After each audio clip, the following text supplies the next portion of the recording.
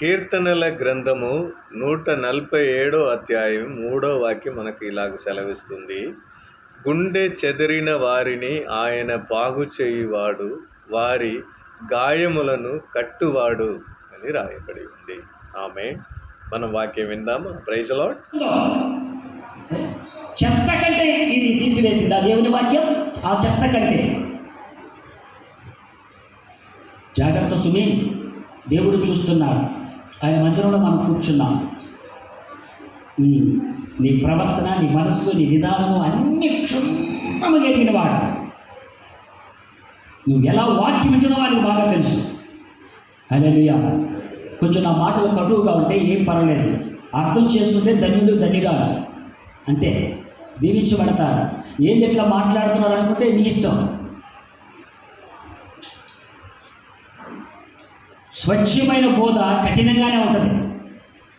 హల్లెలూయా, హల్లెలూయా. Operation చేసేటప్పుడు కోస్తున్నప్పుడు బాధ అనిపిస్తుందా అనిపించదా? మరి కోస్తేనే మరి అక్కడ లోపల ఎంతమందిని తీసేయాల్సి వస్తుంది. కోసి తీసేయాలి, కొయ్యకుండా తీయడానికి కుదిరిందా?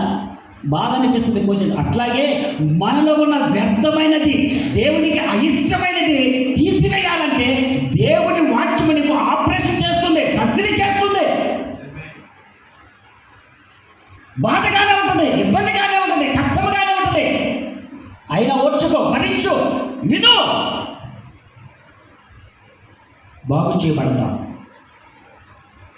ఆరోగ్యకరమైన వ్యక్తిగా ఆత్మీయ జీవితంలో నువ్వు ఉండగలుగుతావు. హల్లెలూయా. విందాం.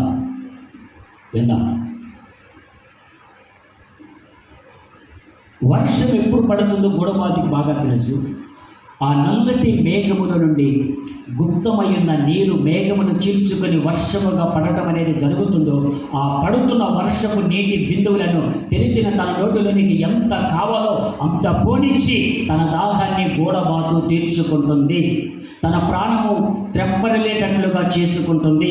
పోయిన ప్రాణము తిరిగొచ్చినట్లుగా అంత నెమ్మదిని చేసుకుంటుంది తన ప్రాణాన్ని గూఢబాతు. హల్లెలూయా.